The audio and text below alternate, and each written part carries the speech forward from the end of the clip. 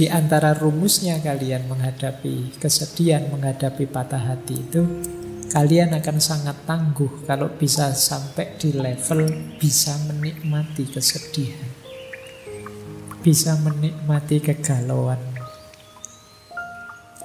Boleh kamu bikin jargon, galau itu asik. Sedih itu menarik. Banyak karya-karya besar lahir karena kesedihan, karena kegalauan. Sering saya bilang, energinya orang sedih, energinya orang patah hati itu luar biasa. Tinggal kamu mampu atau tidak menikmati dan mengelolanya. Jadi kayak kalian waktu jatuh cinta itu kan energinya juga besar. Tinggal mampu atau tidak kalian mengelolanya. Misalnya orang jatuh cinta itu tiba-tiba jadi puitis, dikit-dikit nulis puisi. Mbok ya sekalian nulis buku puisi. Lumayan, mumpung kepalamu sedang meledak-ledak, menyala-nyala dengan cinta. Terjemahkan itu dalam kreativitas. Orang jatuh cinta misalnya, itu semangat-semangatnya melayani, membahagiakan yang dicintai. Mbok yo yang dicintai itu mengarahkannya untuk yang produktif, kreatif. Kalau kamu cinta padaku, ayolah kamu lulus semester 7. Kalau kamu cinta padaku, lo ini kan energinya jadi luar biasa. Diarahkan ke yang positif, kreatif gitu. Jangan hanya minta yang kecil-kecil, yang sepele-sepele. Kalau cinta padaku, mau neraktir aku, ndak sepele itu. Mintalah yang lebih monumental. Jadi itu yang saya maksud energinya. Karena biasanya ketika yang meminta yang dia cintai, itu dia bisa tenaganya berkali-kali lipat.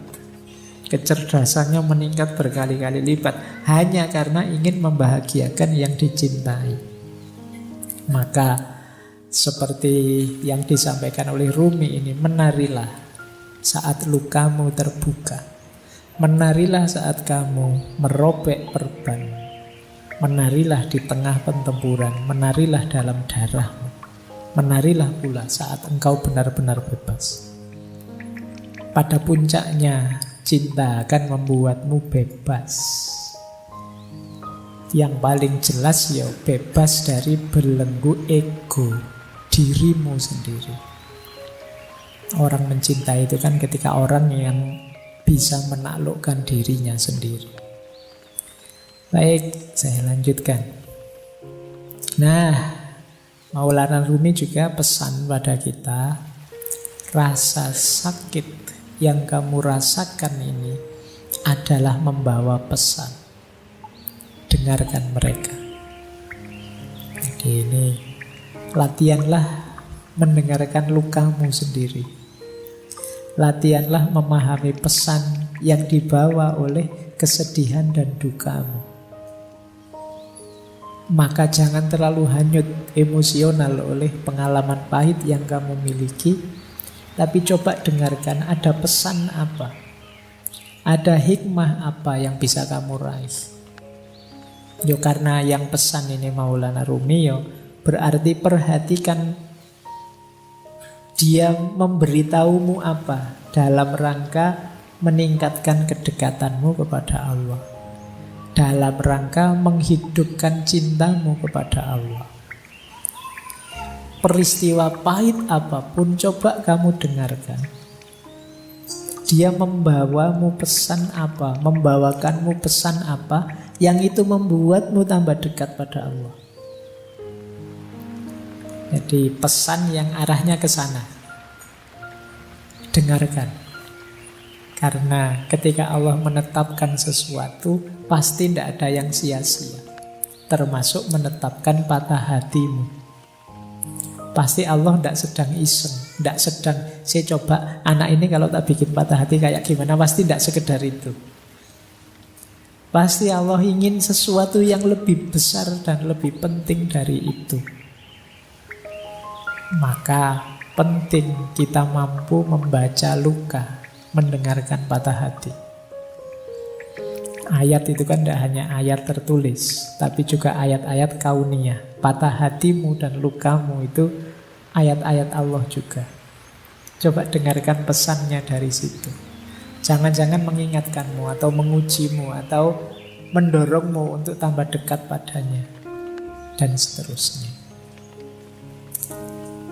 Baik, kita sudah ketemu Maulana Rumi dan ada kalimat yang menarik dari beliau. Di mana ada kehancuran, di situ ada harapan akan harta karun. Harta karun itu kan biasanya terkubur di balik puing-puing. Kalau tersimpan di lemari kan tidak disebut harta karun. Harta karun ini biasanya tersembunyi. Dan ini ada di balik kehancuran. Maka temukan mutiara-mutiara, temukan harta-harta di balik kesedihanmu, di balik kehancuranmu. Pasti banyak kalau kamu jeli mencarinya. Jadi ini lanjutan dari quotes yang tadi ya.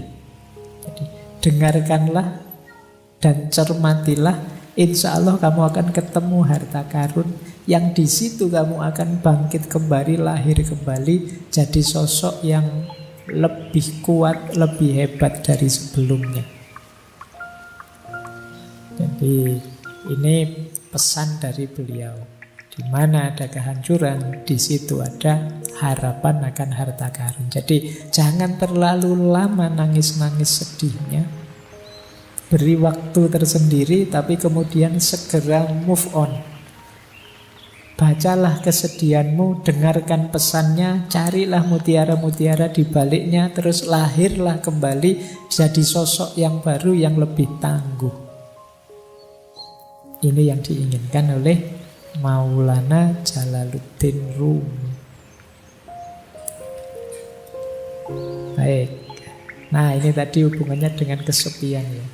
Memang kalau kita sedang sakit, kita sedang sedih itu perlu teman. Tapi seandainya tidak ada teman dan kamu merasa sendirian, jangan merasa kesepian. Seluruh alam semesta ada dalam dirimu. Jadi kalau sekedar ingin cerita, ingin curhat, dalam dirimu lengkap. Ada komponen alam semesta. Jangan merasa sendiri. Wong kamu itu sendirian saja sebenarnya kan sangat ramai. Kalau tidak percaya, kalau kamu di kamar sendirian itu kan, ya memang suaranya tidak ada, wong kamu tidak ngobrol. Tapi pikiranmu kan riuhnya luar biasa. Ramainya luar biasa. Kalau sekarang kadang-kadang tidak hanya pikirannya, mulutnya juga ramai, apalagi kalau pas main game. Ya, kamu marah-marah sendiri, mesuh-mesuh dewe, ngamuk-ngamuk dewe. Apalagi pikiranmu. Pikiranmu itu kan tidak pernah diam. Ketika kamu sadar, ya pikiranmu bunyi terus tentang apa saja. Kamu sebenarnya ramai, jadi tidak perlu merasa kesepian. Seandainya kok dalam kesedihanmu kamu tidak menemukan teman, engkau sendiri cukup. Jangan merasa kesepian. Alam semesta ada dalam dirimu. Nah, ada kalimat menarik dari Rumi yang beliau sampaikan tadi mungkin berat. Engkau yang sedang sedih mungkin sulit, tapi I know you are tired, but come, this is the way. Aku tahu engkau mungkin sangat lelah, berat sekali melaksanakan yang dipesankan tadi. Tapi memang inilah jalannya. Jadi inilah jalan yang berlawanan dengan jalur menuju keputusasaan. Jadi aku tahu engkau lelah, tapi inilah jalannya.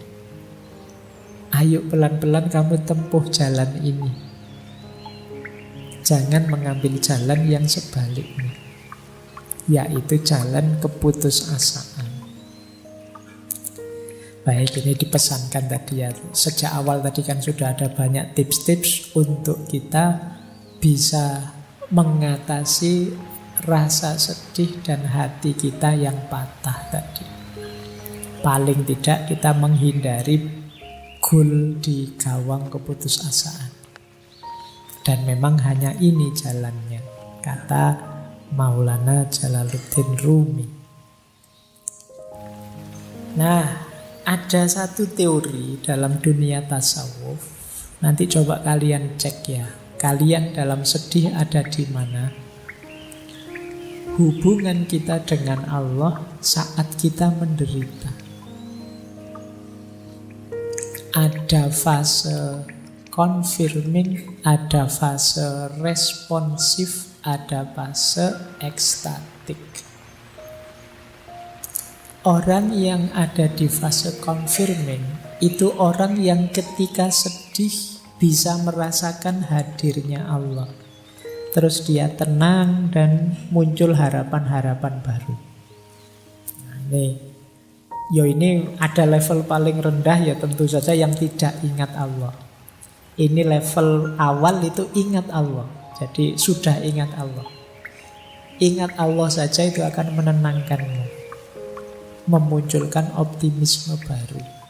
Sebutuh apapun jalanku, aku masih punya Allah ternyata. Harapanmu muncul.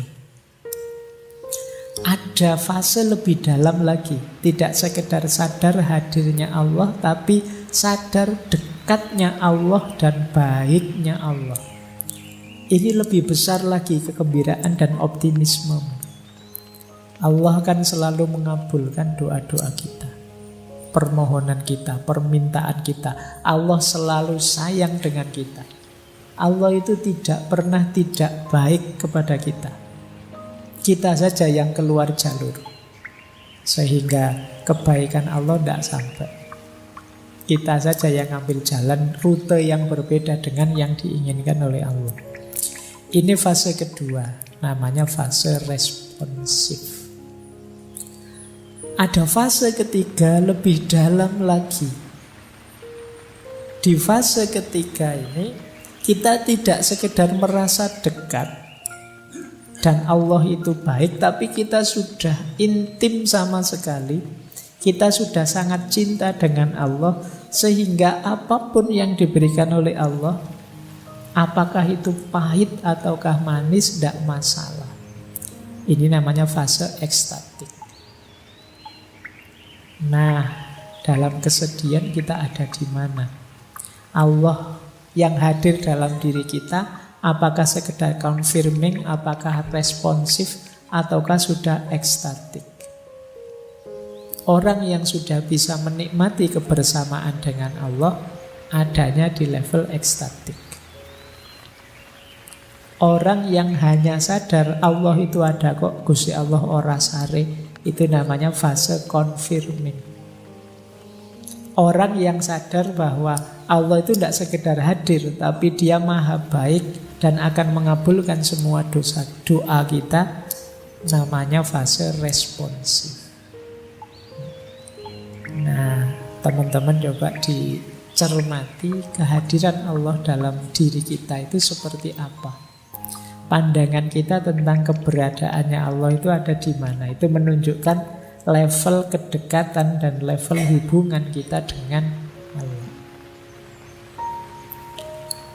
Baik, kita akhiri dengan beberapa tips. Kalau ini agak praktis ya, kalau yang tadi filosofis. Banyak yang tanya ke saya, caranya biar hati tenang itu apa sih, Pak? Dalam penderitaan. Ini saya ambilkan langsung dari beberapa ayat ya. Biar ini seperti ngaji beneran. Ada Al-Qur'annya. Segalau apapun dirimu, coba kamu rujuk ayat-ayat ini. Mungkin kamu bisa lebih tenang. Yang pertama surat Al-Insyirah, ayat 5 sampai ayat 6. Yang bunyinya adalah fa inna ma'al usri yusra, inna ma'al usri yusra. Maka sesungguhnya bersama kesulitan itu ada kemudahan. Sesungguhnya bersama kesulitan ada kemudahan. Sesulit apapun hidupmu, sepahit apapun pengalamanmu, tidak usah khawatir. Pasti ada kemudahan. Bahkan ada penafsir, ada mufasir yang mengartikan setiap ada satu kesulitan, Allah akan memberikan dua kemudahan. Ini kan diulang dua kali. Fa inna ma'al usri yusra, inna ma'al usri yusra. Jadi yang pertama, kamu ingat-ingat ini. Allah sendiri yang menjanjikan. Sesungguhnya bersama kesulitan ada kemudahan. Maka jangan putus asa. Pasti ada jalannya, pasti ada kemudahan. Kemudian yang kedua, boleh dilihat surat Ar-Ra'd ayat 28. Tadi sudah kita singgung sedikit ya. Ala bidzikrillahi tatmainnul qulub. Sesungguhnya dengan mengingat Allah, bukankah dengan mengingat Allah itu hati menjadi tenang. Tadi sudah kita jelaskan level kedekatannya. Jadi kalau ingin tenang, hadirkan Allah. Ingat Allah itu menenangkan. Karena apa sih yang tidak mungkin di hadapan Allah. Terus yang ketiga, kalau masih ada kebingungan-kebingungan, kekecewaan-kekecewaanmu karena keinginanmu tidak terpenuhi, boleh teman-teman merujuk surat Al-Baqarah ayat 216. Wa asa an takrahu syai'an wa huwa khairul lakum wa asa an tuhibbu syai'an wa huwa syarrul lakum. Wallahu ya'lamu wa antum la ta'lamu. Jadi firman Allah, mungkin saja engkau membenci atau tidak suka sesuatu padahal itu baik untukmu. Dan mungkin juga engkau mencintai sesuatu padahal itu buruk buatmu. Allah lebih tahu, sedangkan kalian tidak tahu. Jadi ayat ini mengajarkan kita yang tidak terjadi dari keinginan kita itu tidak selalu nanti sesuatu yang baik untuk kita. Jadi yang kita sukai bisa jadi itu buruk untuk kita. Allah lebih tahu. Jangan terlalu kecewa, jangan putus asa. Kalau cita-citamu gagal, bukan berarti itu ada kebaikan yang lepas. Bisa saja itu tidak terlalu baik untukmu. Allah menetapkan sesuatu itu ya pertimbangannya kasih sayang cintanya pada kita. Pikiran kita terbatas, sulit untuk bisa tahu sampai detail sedalam-dalamnya manfaat dan efeknya sesuatu. Allah lebih tahu. Jadi kalau teman-teman sedang kecewa, sedang galau, keinginannya kok tidak terpenuhi, baca ayat ini. Bisa saja yang aku inginkan, yang tidak terpenuhi itu sesuatu yang aku sukai sih, tapi bisa saja dia buruk untukku. Bisa saja yang aku hindar-hindari ternyata inilah yang baik untukku. Allah tahu, kita yang tidak tahu. Nah, membaca ayat ini mungkin bisa menenangkan kita. Kalau masih ada galau-galaunya, wa idza sa'alaka ibadi anni fa inni qarib ujibu da'watad da'i idza da'ani. Kalau hambaku meminta padaku, sesungguhnya aku dekat. Aku menjawab doa orang yang berdoa saat dia berdoa padaku. Jadi ayat ini menenteramkan kita masih punya Allah dan Allah dekat, apapun yang aku minta insya Allah akan dikabulkan. Nah, ini akan menenangkan kita. Yang terakhir surat Ar-Ra'd ayat 24. Salamun alaikum bima sobartum fani'ma uqbaddar. Ini finalnya. Kalau memang yang atas-atas tadi masih sulit, sadarilah tetap salamun alaikum bima sobartum. Selamat atas kamu karena kesabaran. Fa ni'ma uqbaddar itu betapa nikmatnya rumah tempat kita kembali nanti ke hadapan Allah. Hidup ini memang banyak ujian, banyak kesulitan, tidak masalah, sabarlah. Ada kenikmatan puncak nantinya bersama Allah. Itu fanikma uqbaddar. Ini dari Al-Quran.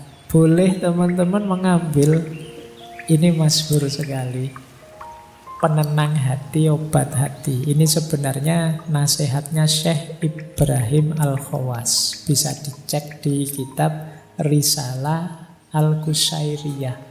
Kalau di Indonesia sudah jadi lagu terkenal sekali. Dawaul Qalbi Khamsatu Asya'a. Obatnya hati itu ada 5 hal. Qiraatul Quran bitadabbur. Membaca Al-Quran sambil tadabbur, merenungi maknanya. Wa khola'ul batni, dan perut yang kosong, puasalah. Wa qiyamul laili, dan sholat malam. Wa tadurru indas akhar, jadi merenung, tafakur, zikir pada Allah di waktu sahur, sepertiga malam yang terakhir. Yang kelima, wa mujalasatus sholihin, dan duduk bareng orang-orang yang soleh. Itu menenteramkan hati. Kita zikir tengah malam, kita zikir sepertiga malam, menenteramkan hati. Kita sholat malam, menenteramkan hati. Kita puasa, menenteramkan hati. Membaca Al-Quran sambil tadabbur, menenteramkan hati. Kalau kita kebingungan, apa yang harus saya lakukan? Pikiranku buntu, sedang stres-stresnya, frustasi-frustasinya. Pilih satu di antara 5 atau lakukan 5-5-nya. Paling tidak kalau kita puasa, kita tidak mikir kegalauan kita lagi, mikir laparnya. Oh, itu kan kita, aduh kapan buka puasa ya. Habis kamu tidak mikir yang-yangan lagi, terus mikir poso. Makanya kata Rasulullah itu, anak-anak muda yang sudah ingin nikah tapi tidak kuat nikah, puasa saja. Puasa bisa jadi benteng. Baik, ini tidak saya jelaskan ya. Dulu ini saya ingat pernah saya jelaskan waktu sesinya Sunan Bonang. Baik, saya tambah satu lagi, doa. Mungkin teman-teman butuh praktis doa untuk menenangkan hati. Ada banyak doa yang bisa kita baca saat kita sedang galau. Yang pertama, usahakan nanti kalau berdoa ngerti maknanya ya, biar lebih mantap. Doa ini doa anti kesedihan. Yang pertama ini ya, anti males, anti utang. Langsung dari Rasulullah. Allahumma inni a'udzubika minal hammi wal khazani wa a'udzubika minal adsi wal kasali wa a'udzubika minal jubni wal bukhli wa a'udzubika min ghalabatid daini wa qahrir rijal. Ya Allah, aku berlindung padamu dari kegalauan dan kesedihan. Aku berlindung padamu dari rasa lemah dan rasa malas. Aku berlindung padamu dari sifat pengecut dan sifat bakhil. Dan aku berlindung padamu dari dikalahkan oleh hutang dan ditindas oleh orang. Nah, boleh teman-teman berdoa dengan kalimat ini.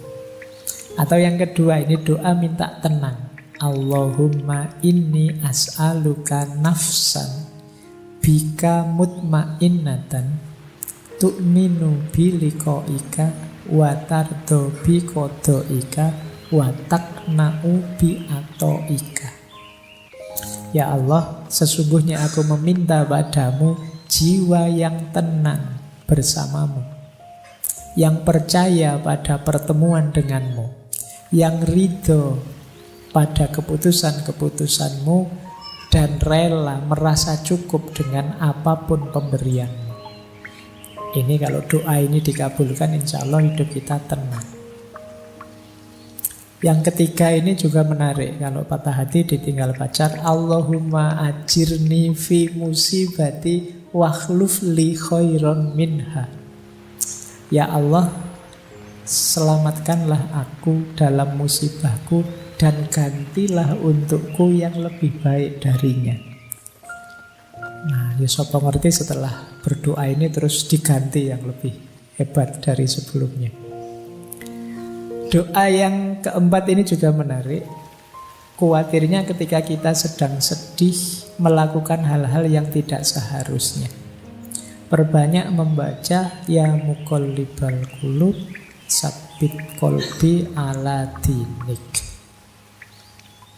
Kalau masih terasa sangat berat penderitaanmu, patah hatimu, Rasulullah itu sering menggunakan doa ini. Ya Hayyu ya Qayyum birahmatika astaghiitsu. Wahai Zat yang maha hidup, yang maha tegak, dengan rahmatmu aku minta pertolongan. Atau masih sangat berat, kok gelap rasanya di kiri kanan, tidak tahu mau apa, mau kemana, boleh pakai doanya Nabi Yunus.